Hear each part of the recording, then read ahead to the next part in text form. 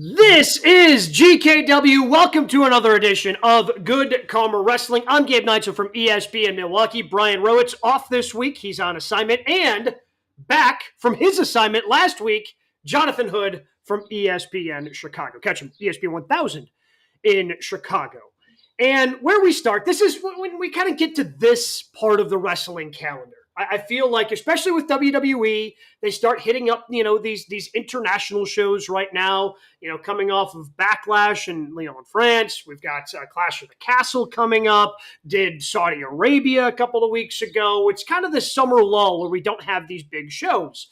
So the question where we kick off tonight, what is the best story going on in WWE right now?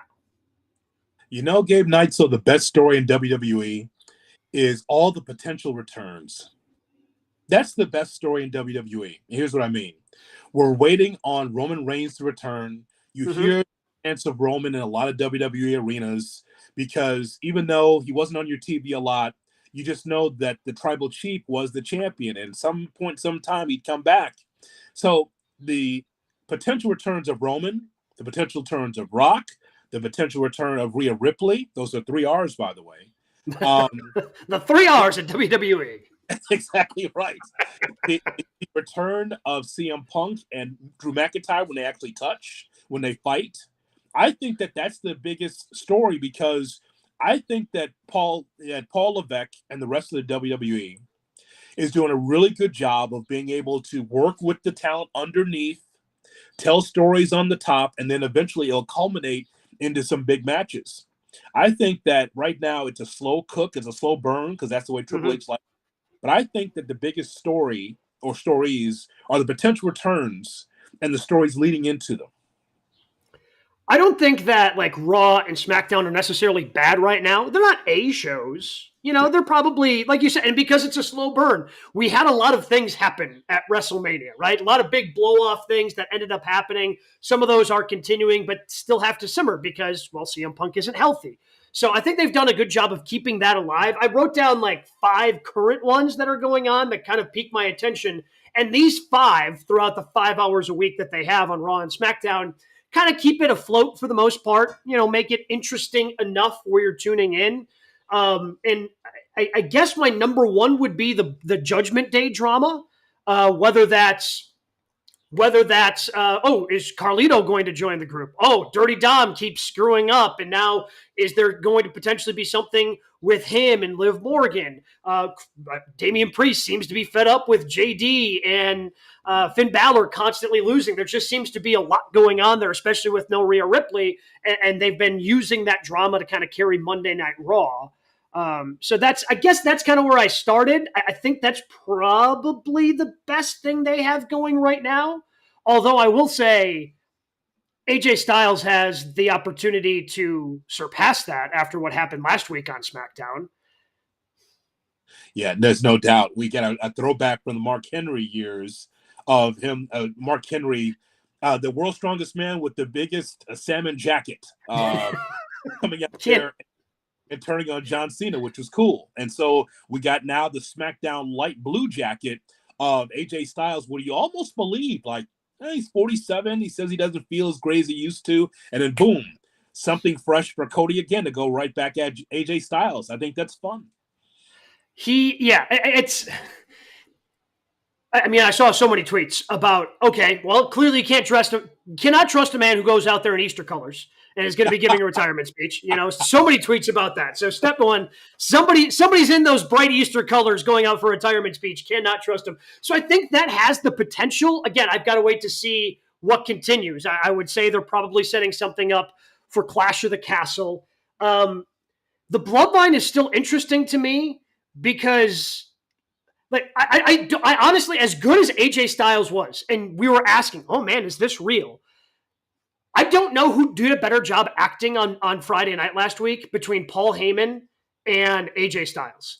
Because Paul's plead as he's out there pleading with Kevin Owens. I don't know what these people are going to do. You don't want anything to do, at least with Roman Reigns. It seemed like there was order. There were rules. There are no rules with these people. And the performance that Paul Heyman had not shocking, Paul Heyman is the one keeping the bloodline relevant on Friday nights on SmackDown. Yeah, Paul Heyman, his fear of the bloodline 2.0. And that, again, that anticipation of Roman, like, I don't like what's happening here, and I know the tribal chief is going to come back and save me, but just win. Right? That's the whole thing. Like, when will this happen? So I have on my list here on the right side of the margin about Paul Heyman, because once again, he makes the whole story. Gabe, he makes the whole story. Like, he's not out there doing catch can and doing 15-minute time limit matches. He's out there, and he is telling a story of, I'm afraid of the Gorillas of Destiny. I'm afraid of Solo. I've got no control here. And it makes him even more dangerous. I just want to, again, if I said this before, I'm sorry, but I got to say it again. Story matters. I love your 5 and 6 star matches, but story matters, especially from the broadcast booth. I don't know if this is produced or if this is something that Corey Graves and Wade Barrett have just brought along the story, but they say, hey, Gorillas of Destiny, there's always been on the radar of WWE, but they're too dangerous for the WWE. I don't know if I've heard that before, by the way, in WWE, where it's like, these guys from New Japan, and I know that they're great champions, but boy, these guys, they could have been part of the bloodline, but they couldn't wrestle in America. That seeds planet, Gabe, and you're like, especially if you don't watch New Japan, at least in the back of your mind, you go, well, how come these guys were not part of the bloodline before? I mean, they're all related. Nope. Too dangerous. And now that danger is in the WWE, which adds more of the mystery of who they are. It's something that's subtle, but again, it's one of those things that you notice with Triple H in charge, right? Mm-hmm. Like, if there is no way, and I was skeptical, I guess, of Corey Graves stepping into that play-by-play role, just because it wasn't something he had ever done, right? Like, in WWE, they had brought in some traditional broadcasters. They have very rarely asked that guy doing color to slide over into the play-by-play, but obviously they like Corey Graves. They ask him to do quite a bit of things. So having him and Wade Barrett, it's been good. Like, that's been a pretty good broadcast team, and it's those little subtle things. Again, I don't know if that's something that they're adding, if that's something that they talk about in a production meeting. I don't know if that's Triple H in their ear telling him to say that in the moment, but I noticed that as well. It's those little subtle things that are going to continue to make the bloodline. Are they as interesting and as big as they were with Roman? No, but it's a slow burn once again, right? Like, the whole thing was burned down because the bloodline lost. Roman's gone. Who knows when we're going to see him again? Paul Heyman hasn't talked to him. So now you're kind of slowly building up how dangerous Solo Sikoa and the Gorillas of Destiny are. And again, it's not an A right now on SmackDown, but I see the potential in it. And that's what makes it exciting. Of course, you and I would be skeptical of a color analyst being a play-by-play guy. Think about the people we've worked with, and nothing against the people we've worked with. Would you imagine if the roles were switched? The former players, the mush-mouth former players that, still think they can still do it, and then they sit in your chair or my chair? Like, wait a minute. We would be going nuts. Like, there's no way, sir. You missed that call right there. We're on the air. So that's why we would look at Corey Graves and go, wow, this guy is doing it seamlessly, as easy as Gorilla Monsoon, actually. Because Monsoon did color at the beginning and was actually really great as a play-by-play guy over the years for Vince. Our guy Jonathan Zaslow, kind of chirping in on the show as well, saying Liv and Dom the best story right now. Dom's going to align himself with Liv, and then Rhea's just going to kill them all, right? Like, that's how this ends. Yeah. So Liv is the new mommy, and I think that's great. I love that. Oh yeah. And by the way, let's give Liv Morgan her flowers. Boy, what a theme and a thread through this show over the years, right? Where I've been so up and down on Liv Morgan as far as her character and saying she's a champion. Okay, she's a champion, but what does that really mean? I think the first time around we talked about it here on GKW about how the title made her. How I was like, she's a babyface, but who is she? What is she really all about? For the first time for me, I see a strong character in Liv Morgan where she's the homewrecker. Because Rhea Ripley's not around, Dom Mysterio's getting kisses, and he's getting touched by Liv Morgan, and she's the homewrecker. And that's pretty good. And also Finn Balor has something to do, even though he's like the blocker in between Dom and Liv. There's something there because we did see Finn talk to Liv Morgan in doubles coming out of his car or something like that. I don't know what that was all about, but I think that's cool. And when Rhea Ripley comes back, Rhea Ripley against Liv Morgan, hopefully if that's not SummerSlam, then somewhere down the line should be a banger. That should be great. And it's great for Liv. Oh, yeah, this is the best run she's had. The Liv Morgan Revenge Tour is the best character and the best run she's had in WWE. I don't think it's particularly close, so I agree with you in that. How do we feel? Just one more honorable mention before we move on, because it's intriguing to me for a couple of different reasons.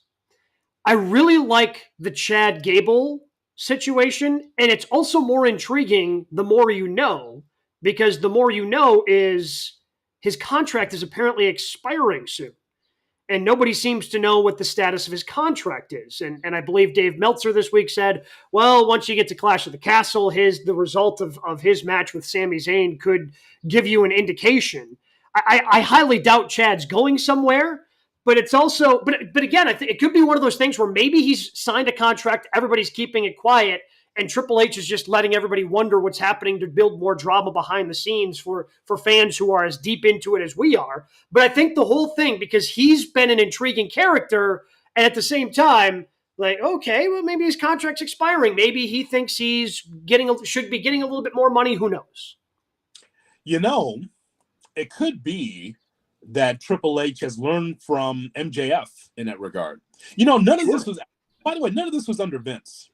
I mean, as far as contracts, either they were re-signed or they were just cut. It was no just controversy. Well, your contract's up pretty soon. Either they were going to be axed off the roster because of budget cuts, or they're going to be re-signed. Re-signed pretty early. Like that's what the strangest thing under Vince was Dean Ambrose's run at the end, when he just decided, hey, I'm not going to re-sign. And then he was booked, like they brought together the Shield. They did a special like Shield on, program on WWE Network where they could do this big final goodbye for the Shield. Very, very strange, because you're right. Because usually if like, okay, you're not going to resign, Vince is going to cut you loose, or he's just going to sign you, and it's not going to get anywhere near the end of your contract. Both companies, WWE and AEW, can learn from one another, Gabe, in that the whole thing with MJF, it was just speculation. We just speculate on the show. He could go to WWE, he could stay at AEW. We come to find out he's going to stay at AEW. But nobody knew.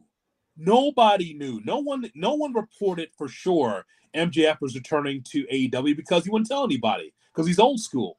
Maybe Triple H learned from that situation and said, you know what, just let it linger out there. Maybe Chad Gable, and by the way, if you're WWE, you make sure you take care of the McIntyres and the Gables and the Becky Lynches, but you don't have to report it. You don't have to.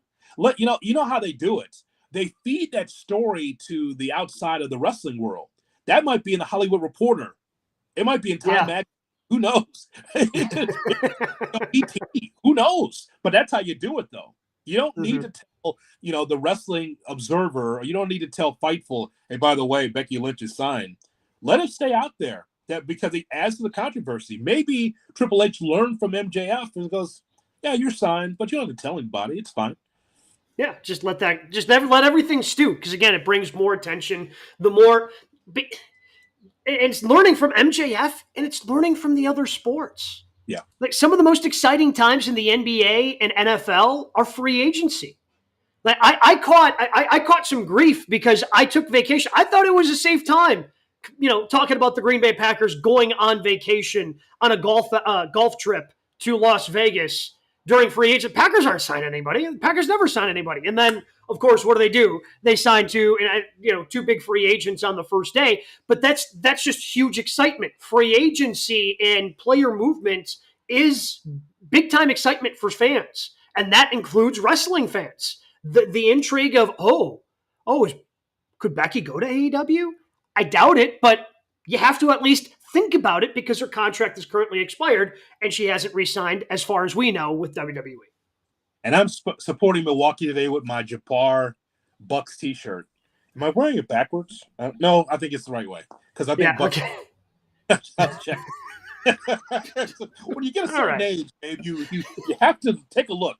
Get a check. All right. Speaking of things we need to check on, we call it the 3 count, the other top 3 stories in the world of professional wrestling. And of course, going on, and The Rock is helping produce it with the folks who do the Dark Side of the Ring with Vice. Who killed the WCW? So our question to kick off our 3 count, who or what is most responsible for killing WCW?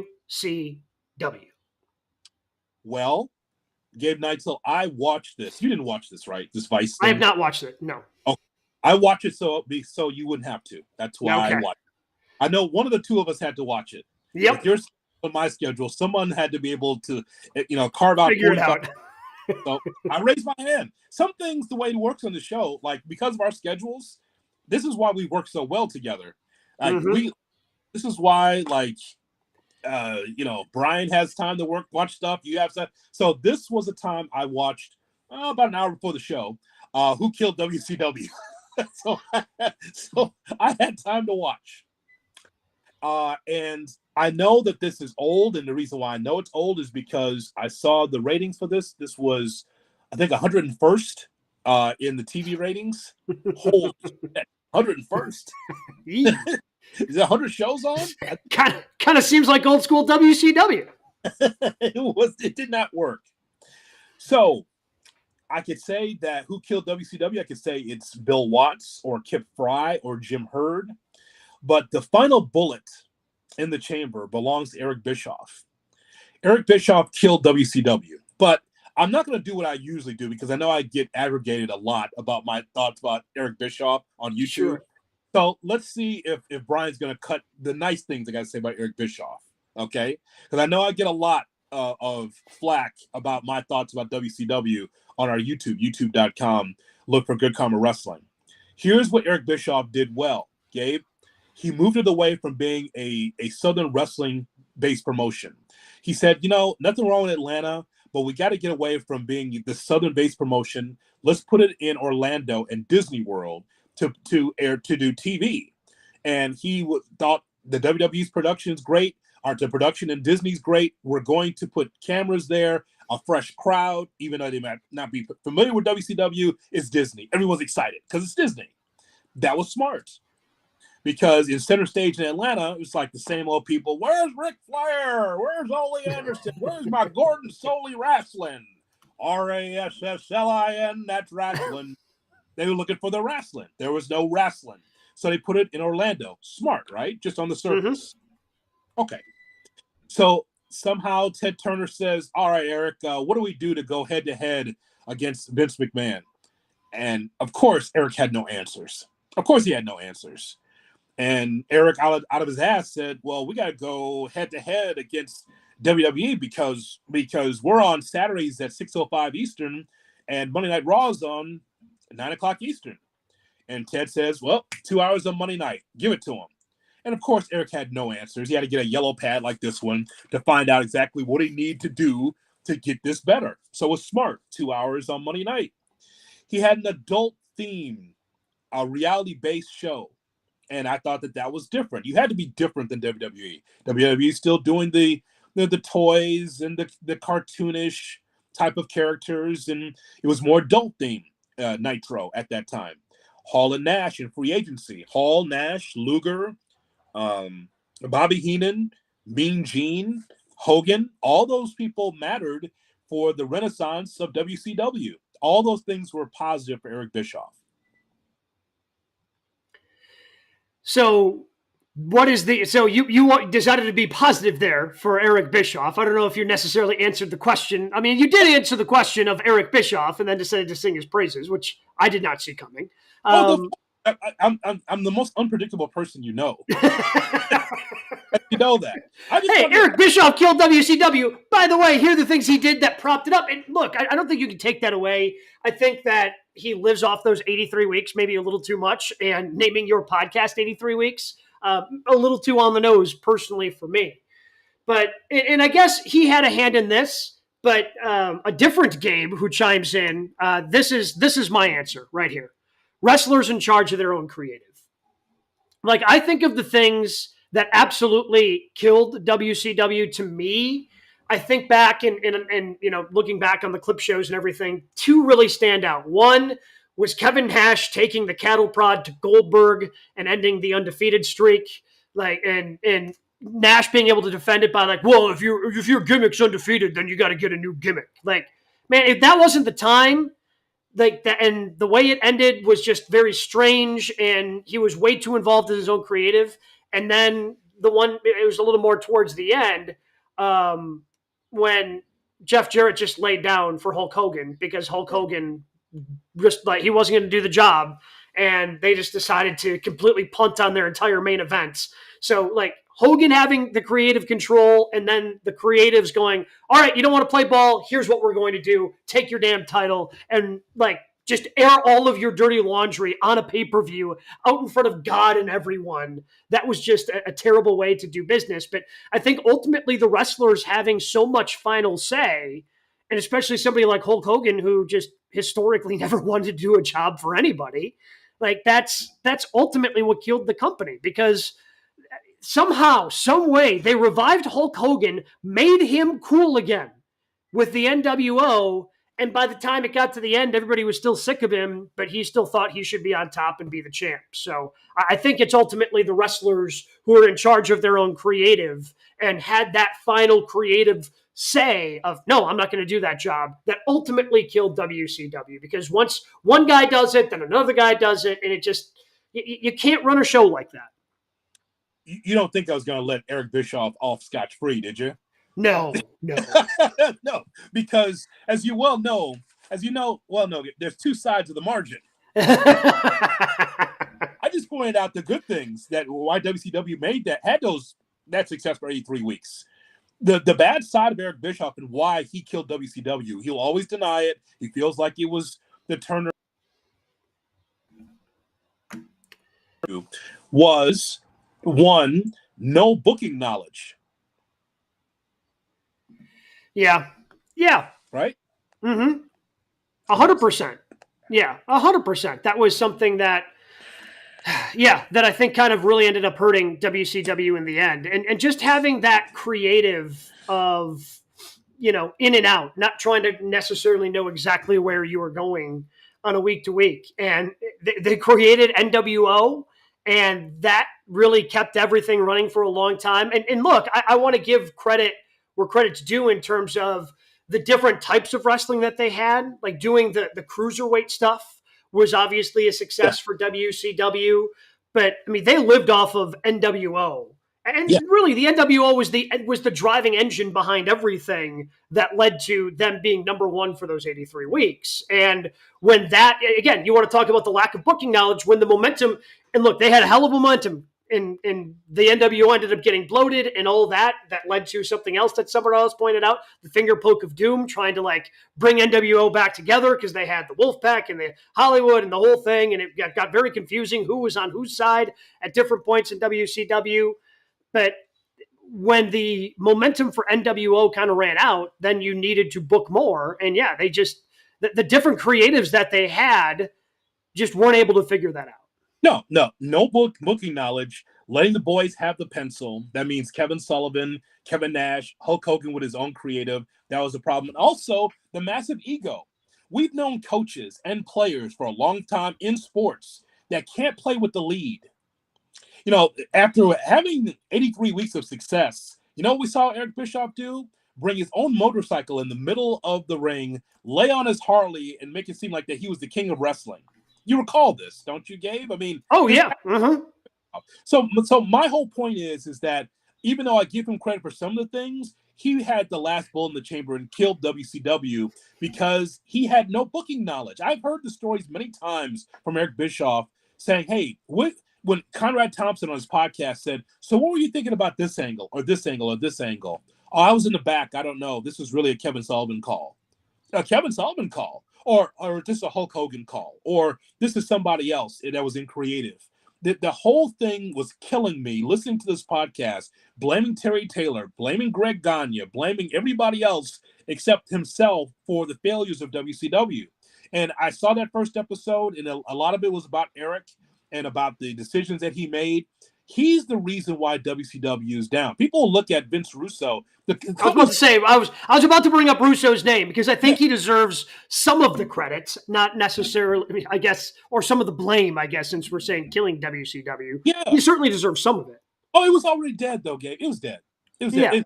Yeah. Like with Vince Russo, Vince didn't have any fresh ideas. The rumor and innuendo about Vince Russo is he had this big idea, and the wrestlers would say, "Okay, that's great. So what are we doing next week? Next week? Yeah, like next week. Where are we leading to? Yeah. Uh, uh, blank stare. Nothing. Nothing. So Eric Bischoff is the reason why WCW is no longer here. He doesn't think it's his fault, but when you have no booking knowledge and you let others run the company for you, I think that tells you all you need to know. I'll still watch the show every week because I want to hear from Nash and some of the behind the scenes people. But I just think that when people ask that question, it's always comes back to Eric Bischoff. He was the last real executive at WCW and couldn't do anything about it. Goldberg, yes. NWO, yes. Bringing cruiserweights in, yes. Bringing luchadors in, yes. However, when you get to 3 hours of Nitro and 2 hours of Thunder, there was just no creative, nothing they could do with it. And so this is the fear that I think a lot of people have with AEW. The reason why that you see on wrestling Twitter people going after AEW is because they don't want to be disappointed again. We don't talk about this on the show very often, but I think we should, especially when Brian comes back, because I want to get his thoughts about this as well. I think that the reason why people are somewhat down on AEW or questioning AEW is because they don't want to see WCW again, where you get your hopes up high for something else that's different from WWE, and then it falls on its ass in 2 or 3 years. You don't want that. And I think people are fearful of that. They're not against AEW, but they want it to be competitive and not fall apart like ECW or WCW or TNA to an extent. I think that's the fear from a lot of wrestling fans. And I understand that fear, but at the same time, I'd like to think that they've avoided some of these traps. Now, they do have somebody who is inexperienced at booking, and we get to see that come through quite often.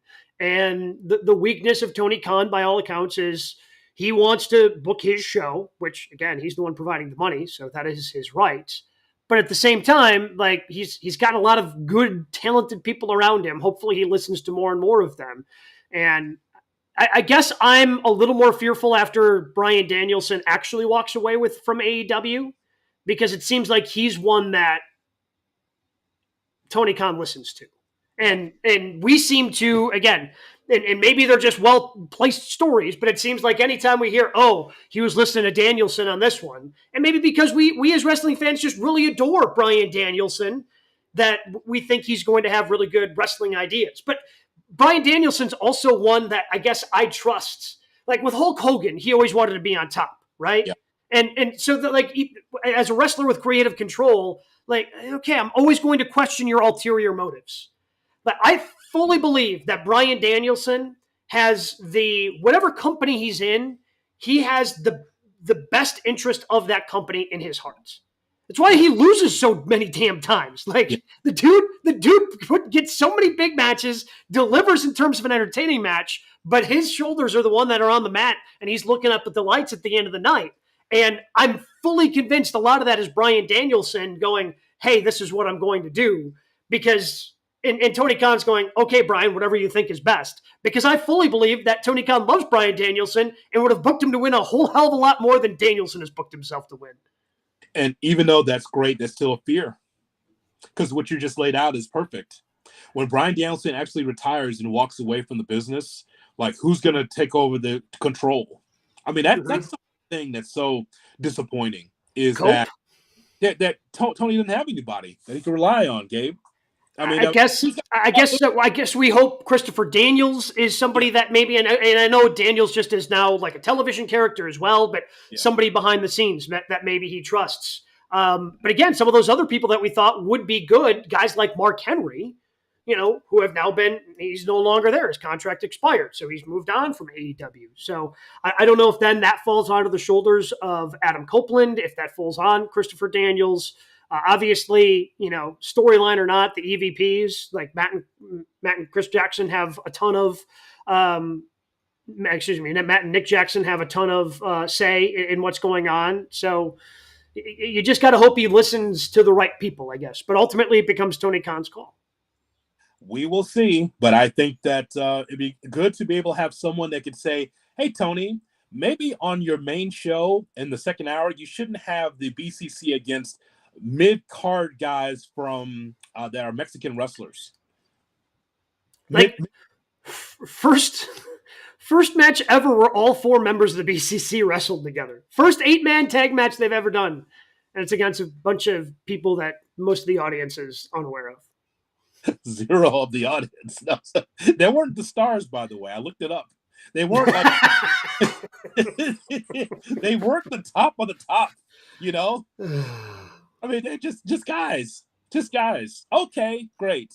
I guess that's good for, was it Loveland, Colorado? Yeah, they seem to have a good time. Crowd was happy to see. I mean, let's face it. I mean, when you get to see Mox, Danielson, and Claudio, and then the returning Wheeler Yuta, like, okay, hey, we're having fun. Okay. Hopefully you'll be in business in 5 years.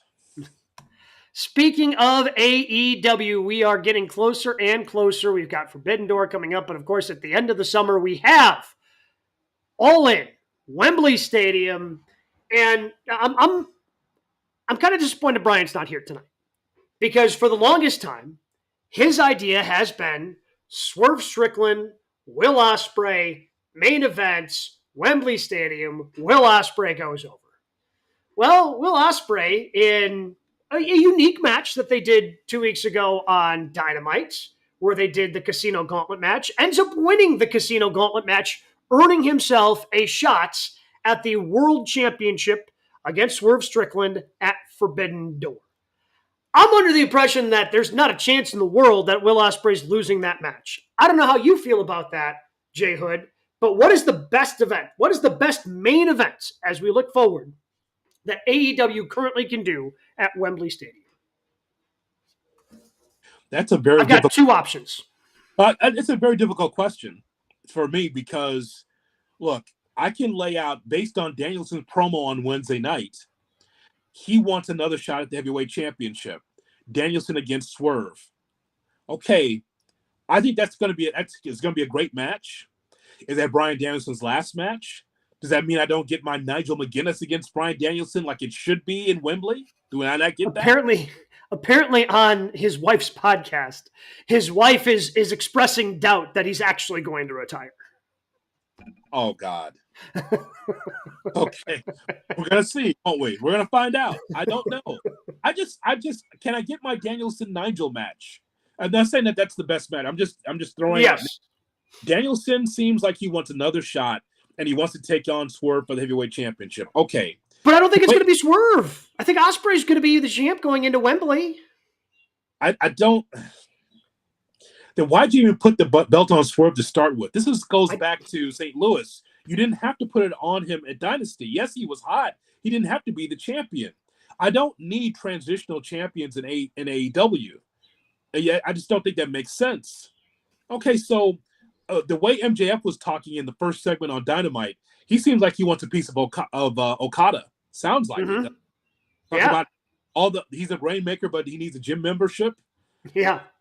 I mean, that seems like that should be a pretty good match as well. Do we get Omega returning to take on Okada one last time? Is that a possibility of a great match again? I feel like All In Wembley's too soon, just based on everything. And maybe I'm surprised, but I am not expecting to see Kenny Omega before my best guess. Like the earliest I think would be like November, December.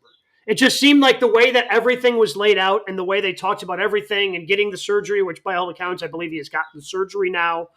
It's just it's then a long road back after you have the surgery. So I can't imagine that in 3 months, he's going to be ready to go at Wembley. So what you're telling me is that you feel that on Long Island, that Ospreay's going to beat Swerve. So what does that do for Swerve? Where is he going to be on the card? Oh, that's not going to work.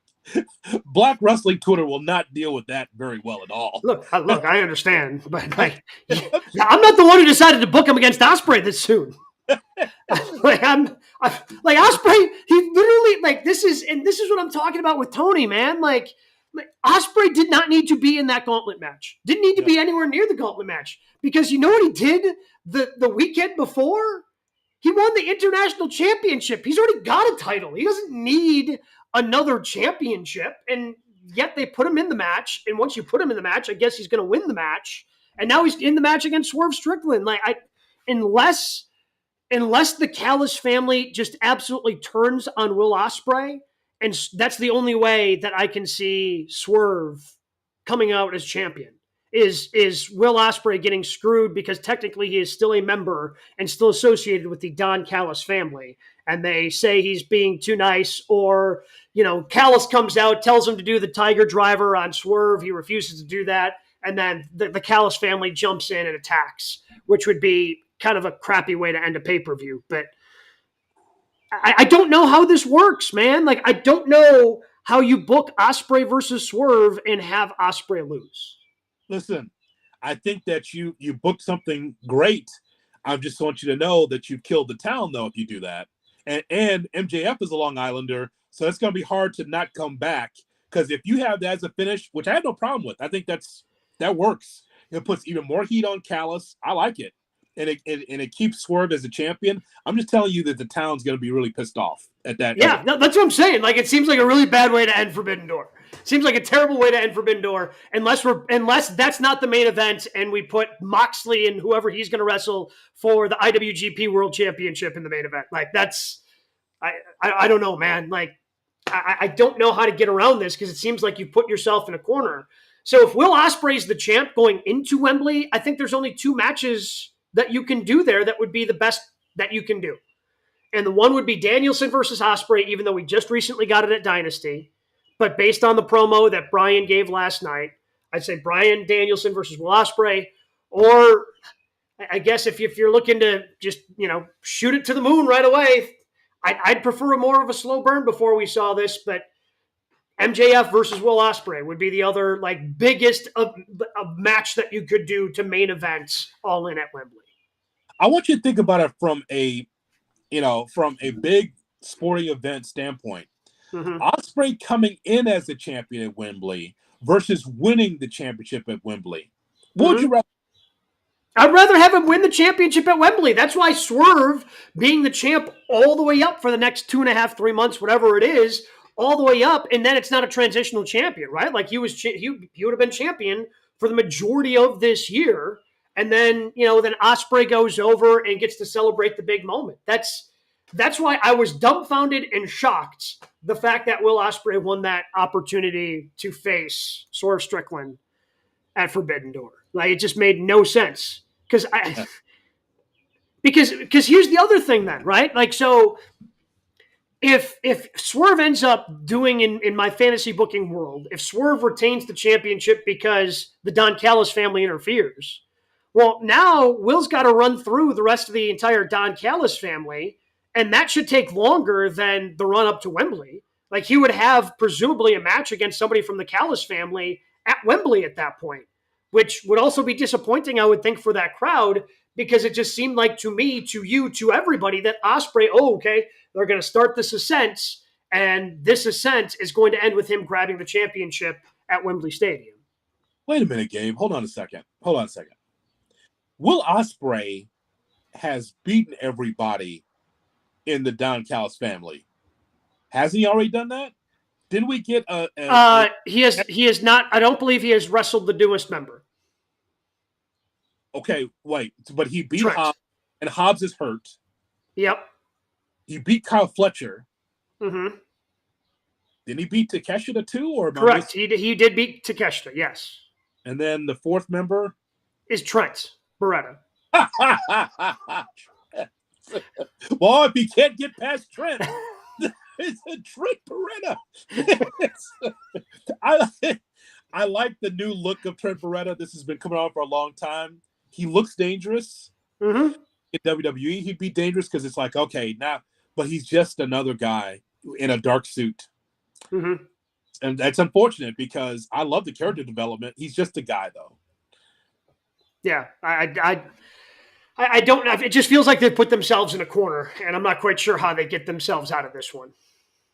So have we come to consensus? Well, the best main event that you can do at Wembley is Ospreay versus someone, right? Like, we already know half of the main events. The question just becomes, is he the champion going in, or is he fighting whoever the champion is? Would you like Ospreay Okada? Yeah, sure. You don't see again like Ospreay Swerve would have been great. Like Ospreay Swerve was going to be perfect. I agree. It's going to be I don't understand. I just don't. I don't understand. Somebody needs to explain it to me like I'm 5. Listen. It goes back to the beginning. Swerve did not have to be champion at Dynasty. Dynasty's just a pay-per-view. It's now one of your tentpole events. You want to have a title change at a big event. I'm not saying that AEW has to do everything like WWE. I'm not saying that. But more eyeballs would be on the TV for Wembley or for when you're All In, All Out, Double or Nothing. Those are your shows, right? Dynasty? It was too rushed. There was nothing wrong with Samoa Joe continuing to be champion right up to whatever, up to Vegas. Would have been just fine. And again, with Will Ospreay, I have no problem with Will Ospreay losing to Swerve, especially, if Swerve is the champion.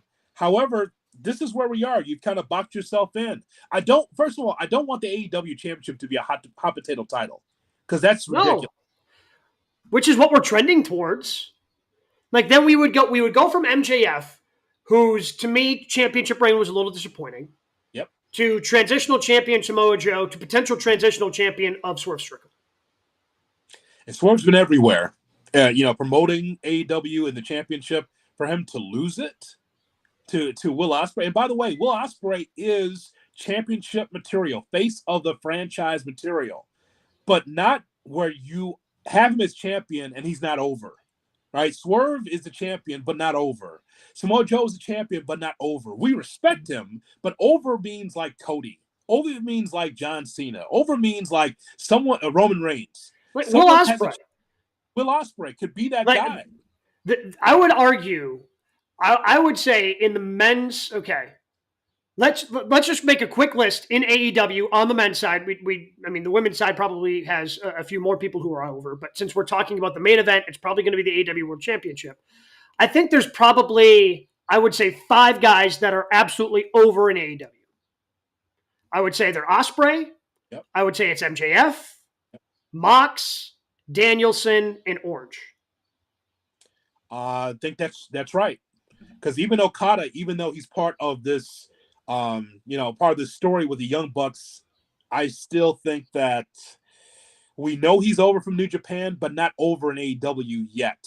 Not yet. I think he can get there. And I guess you can make the argument for, I think the entire Elite you could probably say is over. The Young Bucks are over. What about the Scapegoat? He's getting there.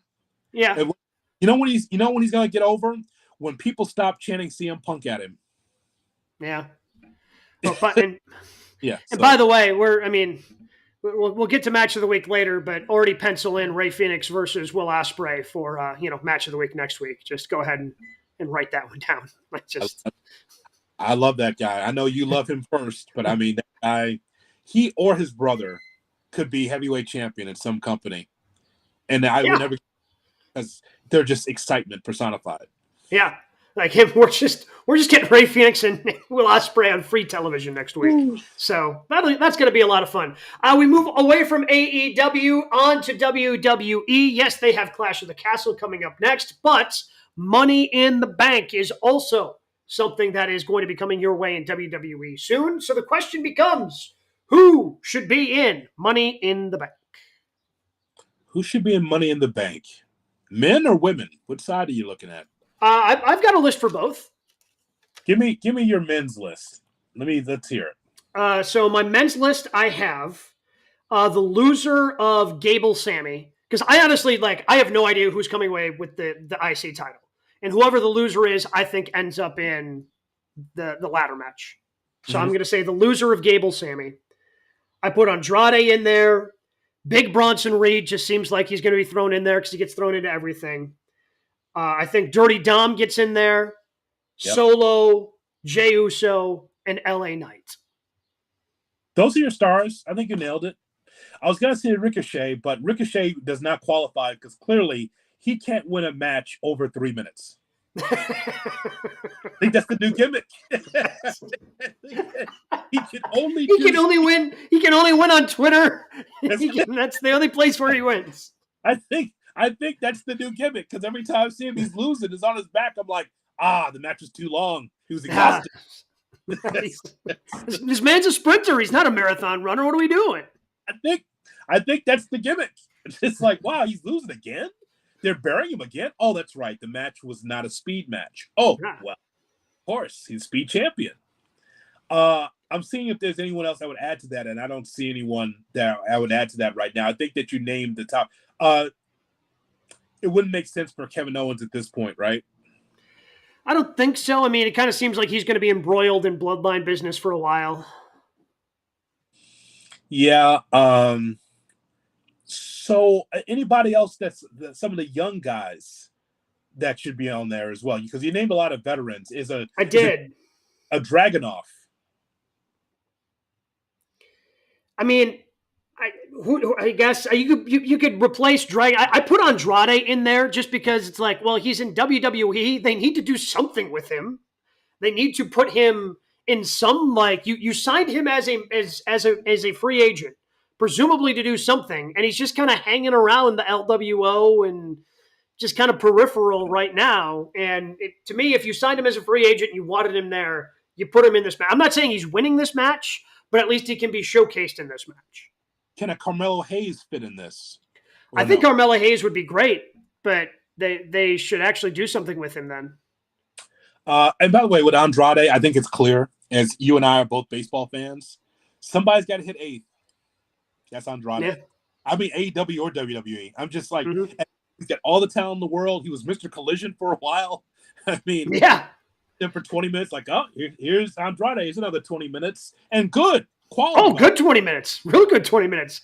But you could, for a while there, you could pencil Orange Cassidy was kicking off Dynamite and Andrade was kicking off Collision. That's just, it's the way the show started for like 6 weeks. It just, somebody in the lineup has to hit 8th. I just got back from Houston and I was watching Jose Abreu pretty much at the end of his career. Yeah. Lineup, and there was Jose Abreu hitting 8th, hitting 111. Here's a guy here who used to hit 3rd, was feared with the White Sox. Oh, yeah. He's out there 2 hours before the game stretching, just do everything he could just to get loosened up. Like, still tight. Come on, get the rubber bands out. Like, and I think that's Andrade. Like, for all the ability, AEW, WWE is like, okay, you belong, but we can't put you in the title picture because we just don't see you there. Does a Braun Breaker fit into this? Yeah, you could probably put, again, probably instead of the top 3, you could probably get by. I mean, I just feel like Dirty Dom, Solo, Jey Uso, LA Knight, like those guys should be there. And your winner's probably coming out of there, with my guess being Jey Uso being your Mr. Money in the Bank this year. So if he's not going to be the King of the Ring, then maybe the Money in the Bank guy will be carrying the briefcase for a year or so. Mm-hmm. Jey Uso as champion. God, I'd love to see it. But I also want to see him win more matches. Well, that's what I'm saying. Like, he's so over right now, but anytime he's gotten to a big match, he hasn't won. Okay, continuously comes up short. Let's look at the vast women's division. Raw, SmackDown, Speed, NXT. This was a little bit tougher. B-Fab? Yeah, I guess if you wanted to. I'm kidding. If you really wanted to. So you could probably, again, the 7th spot, you could throw in a number of different people. But the 2 I felt strongest about, Tiffany Stratton, Lyra Valkyria, both should be in this match. Okay. I put Kairi Sane in this match because she's willing to do crazy stuff. Yeah. I feel like Naomi is just kind of drifting, so you put Naomi in this match. 8th place hitter. Yeah, right. Like somebody has to, but she'd do some cool stuff in the match, right? Like she'd be all right. Sure. Then I kind of run out of steam. Like, do you? Well, I mean, okay, so let's fill out the rest then. Okay. So Piper or Chelsea? Chelsea, because you need the Chelsea. combo. Okay, so Chelsea. Zelina Vega participated in this match last year. I think that works for me. I think that so again, there's a lot depending upon if Chad Gable re-signs with WWE, but the rumors are that he would potentially have the Creed brothers as the new Alpha Academy as he shifted away from Otis and Tozawa. Does Ivy Nile come with the Creed brothers? Because if Ivy Nile comes with the Creed brothers and suddenly she's kind of this badass heel in the new Alpha Academy, you could talk me into Ivy Nile being in this match. I like Ivy Nile. I like what they could do with Ivy Nile. Yes, I like the potential of Ivy Nile. I think that there is a feel for Zoe Stark. I think that Monday, that drop kick was amazing off the top rope. Oh, yeah. Again, she has not done much after we thought she was going to take off after being involved for so long with the feud with Trish Stratus and Becky Lynch, and then going over Trish Stratus. Like, I thought, okay, here we go. And now she's in a tag team. And yeah, you could talk me into putting Zoe Stark into this match very easily. Is Blair Davenport going to wrestle, or is she going to just keep talking? Probably keep talking. Yeah, okay. She's an NXT person. I don't know. I just seen her on SmackDown. Yeah. So I understand your point when you take a look at some of the empty spots, because you're saying because of injury, no Charlotte, no Rhea, no Becky. But this is a great time for others to step up. A great opportunity to be able to get into that picture for Triple H to trust in you. So the big question for me for this women's Money in the Bank match is how long are Bianca and Bianca Belair and how long are they going to still be a tag team? Probably into Royal Rumble, and then there's going to be probably an issue in a tag team match. Well, that's what I'm saying. Like, at some point, Bianca Belair is getting stabbed in the back. Yeah. And I guess if they did that sooner rather than later, you could put Jade Cargill in this match. I think so. I think but they look great together, though. And I think that's the problem. They look so, like, here's the thing with Jade. And she is better in the ring, which, again, if she looked as bad as she did before, after all the time that they decided to kind of, keep her working at the developmental center, I would have had a lot of questions. But, like, she looks like a star. And no matter what she's like, they look great together. Yeah. You know, also would look great with Jade Cargill? Money in the Bank briefcase. I agree because now she's in matches. You never know what she's going to cash in. It makes her dangerous.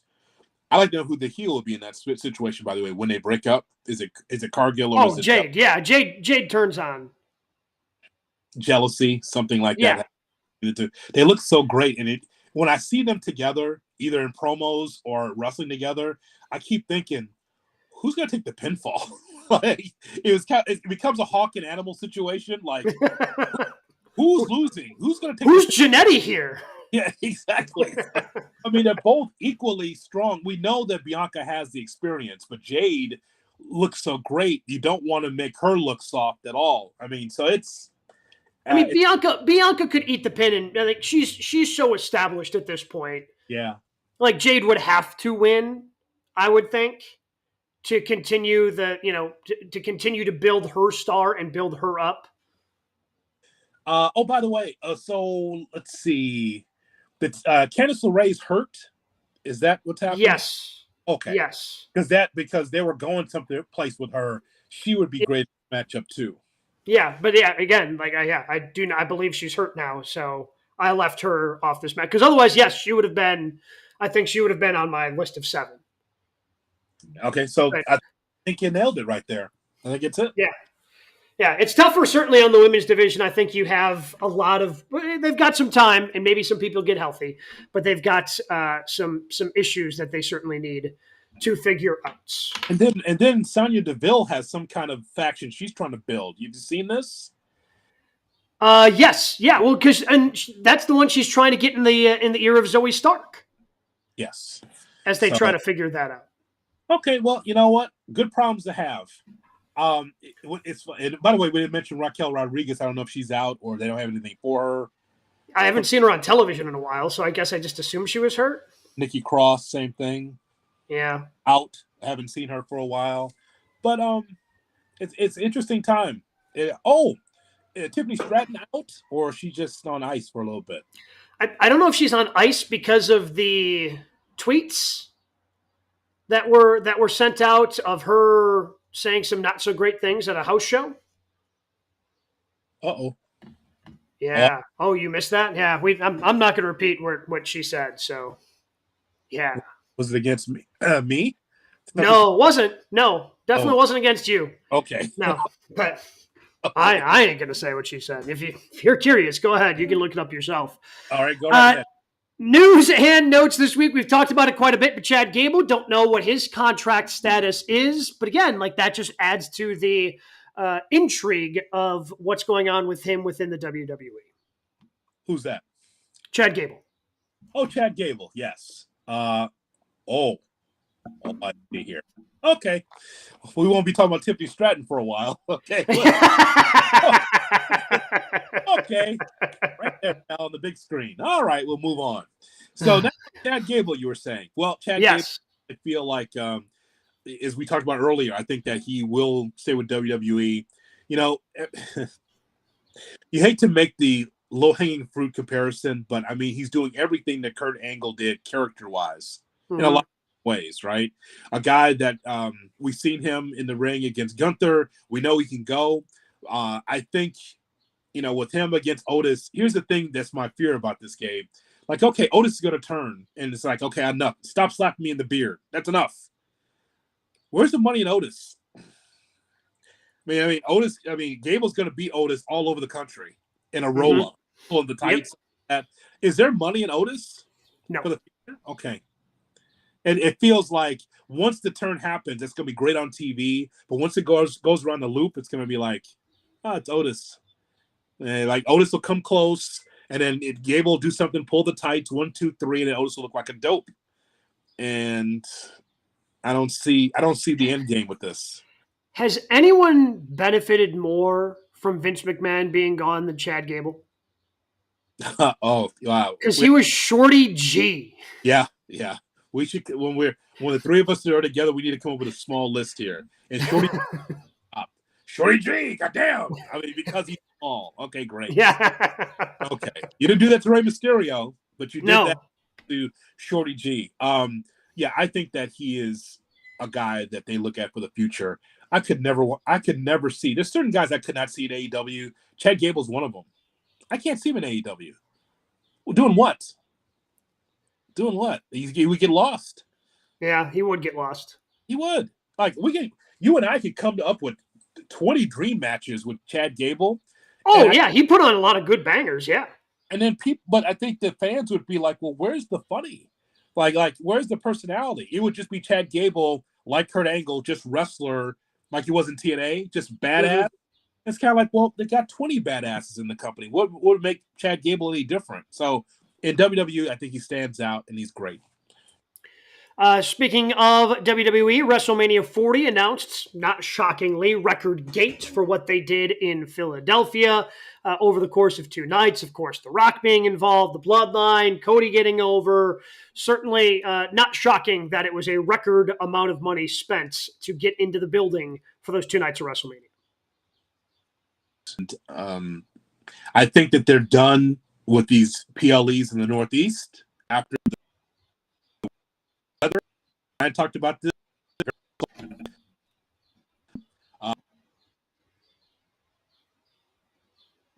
To be able to handle the tough weather conditions in Philadelphia. So a lot more of this is going to be in domes and Vegas and places like that. And I totally get it. But, I mean, the ticket prices were pretty big. And it was a big event in Philly. And not surprised at the amount of money that was made there in that PLE.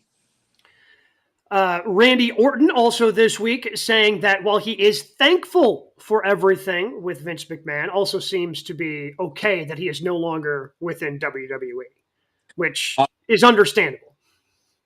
Out of all the comments that we've heard, Gabe, let's see. Randy Orton's one. I think Cody was very good with this. Triple H was terrible with it. As far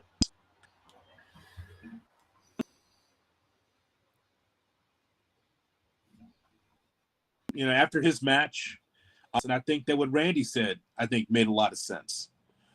Yeah, I think yes. And that, hey, Vince did a lot for me in my career. I'm glad he's gone. Seems to be the proper way to show the respect for someone who meant so much in your career, but then also showing, yeah, this guy did some really bad things, so he should no longer be around. I think that makes sense. And then finally, speaking of contracts, reportedly AEW has a free agent coming up in Penta. Penta set to be a free agent, and WWE reportedly would be interested if the wrestler currently known as Penta El Cero Miedo if he ends up hitting the free agent market.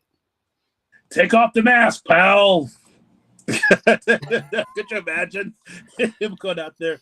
I just think he's so cool. I know that you're a Ray Phoenix guy, but you got to love his brother too, man. Oh, absolutely. He's just absolutely. Gabe Neitzel, he's just so smooth out there, man. He's just, I mean, you see him there and he can do all the moves as just like any other, cruiserweight. He's tall, he's lanky. He's just fun to watch. And as these contracts start to elapse in AEW, wouldn't surprise me if he goes to Japan, goes back to Mexico. WWE would be an interesting run for him because I know that they like luchadors as well. So I think that'd be very interesting. I'd like to add on just one thing to the news and notes briefly, and that is WWE NXT. That's okay. happening. You see what's happening. Battleground. So Battleground will take place on Sunday. I find this interesting. I think with Jordan Grace, the TNA Knockouts champion, taking on Roseanne Perez, a singles match for the NXT Women's Championship. There's no reason for Jordan Grace to be in WWE or in NXT unless there's going to be some kind of relationship between the two companies. If we've noticed this week, there's been some maybe not firings, but contracts up in TNA behind the scenes people, and they're cutting budget. Can you imagine how could you cut budget when you have no budget? That's the way. Wait a minute. I'm getting cut for, but we have a budget? You have no budget. How are you cutting people? Well, what do you mean you're cutting? Yeah, so TNA and Anthem are not serious about professional wrestling. I think we've known that. That's why we don't cover them very much on the show. They're not serious about wrestling and trying to grow the brand. Okay, great. So I got a feeling that WWE and TNA are going to have a partnership, and I believe that TNA could sell to WWE. Oh, I think WWE would love that. Have the library of TNA, have all those different matches with AJ Styles and Kurt Angle and people who have meant so much to WWE in their rich history. Yeah, I would not be shocked. And by the way, I think Jordan Grace wins. I think she becomes the new NXT champion. I think she has both belts, and she's going to be sticking around for a while. And you're going to see her in TNA, and I think you're going to see some crossover there. I think that'd be good. Also, Ethan Page against Trick Williams for the NXT Championship. Ethan Page walks right in, and you have to go back and watch it. I saw because I tuned in just to see Ethan Page. Sure, you and we respect Ethan Page. Oh yes, He was underwhelming a lot in AEW because of how he's booked, but we know he can go. It was so perfect. Ethan Page comes in and says, "You know what? I'm here now. I got this contract, and I want to have a shot for the NXT Championship." And The Rock's daughter, the general manager, is like, "I can't sign this. All the money that you want, all the things that you want." And Trick Williams like, no, give it to him because I want to fight this guy. It was such a reversal of what normally happens. The champion should say, okay, if Ethan Page is not the guy, I'll wrestle someone else. The psychology in that, Gabe, go back and watch it. It was brilliant because it's totally different than what you usually get. Ethan Page comes off of AEW TV, and he demands to be at the top of the card for this pay-per-view. And Trick was like, no, let's do it. But The Rock's daughter was like, I can't sign this, all these parameters that he wants. I can't get this past the board. And Trick's like, no, sign it. And so now Ethan Page is in there. He might lose, but the point is, though, it's great to see Ethan Page in a big spotlight big numbers ratings-wise for Ethan Page in NXT as he takes on Trick Williams. So I think that's interesting, and I also think the possibility of a relationship between WWE and TNA taking place. TNA's cutting budget. TNA probably be looking. They're on Access TV. A lot of people don't have it, and I got a feeling that at some point Anthem will sell, and it could be Triple H and WWE. Brings us to this. What were your matches of the week? Another hour? I'll be brief. I'll start with this. I'll start with Damian Priest against Rey Mysterio. Yeah, that was fun from Monday. It was not my pick from Monday night, but it was a good match. Kyle O'Reilly against Will Ospreay on AEW Collision. Goes without saying. Roderick Strong against Swerve on Dynamite. That was fantastic last night. I had that on my list. Also, here's a match that should have been on pay-per-view. It's one of these things where it should be like a 6 to 9 month battle, culminating into a cage at the end, but I know they don't do things like that anymore. But Guerrillas of Destiny against Street Profits, on paper, to me, is a pay-per-view match. But it's a TV match. I just think that they actually had more to give, and they did what they had to do on TV. But I like those four in the ring together. It's a matchup we never thought we'd see, and we saw it on Monday night. I hope that the Street Profits start to get more and more rub. I mean, when we started this show, we thought that they were getting close to breaking up, and we thought that, okay, we're going to get ready for a singles run. And ever since then, the Street Profits just kind of cooled off as a tag team, even though they've been associated with Bobby Lashley. So yeah, I'm hoping that they get more and more opportunities like that. The other WWE match I had, and it got a lot of time on Monday Night Raw, and I thought it ended up delivering, again, a little bit more of a physical matchup. But Ludwig Kaiser versus Sheamus was pretty good. Like the way Ludwig tried to do the 10 beats the Bowery, and Sheamus intercepts it, and the way that the entire psychology of the match went, and then Ludwig getting the win, which was a little surprising.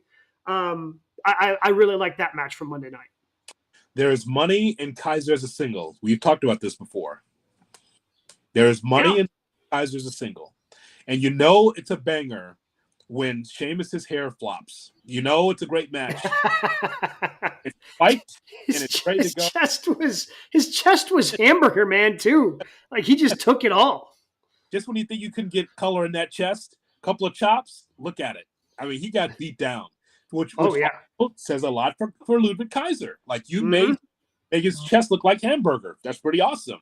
But anytime you see Sheamus's hair spiked, ready to go, and then of course it's always 15 minutes. It's always 15 minutes with Sheamus. He always has time. The hair's flopped down. He's in a full sweat and a full lather. Like, oh God, he's trying for the bro kick and all this other stuff. That match delivered, and it really helped Ludwig in a big way. Yeah, I really think so as well.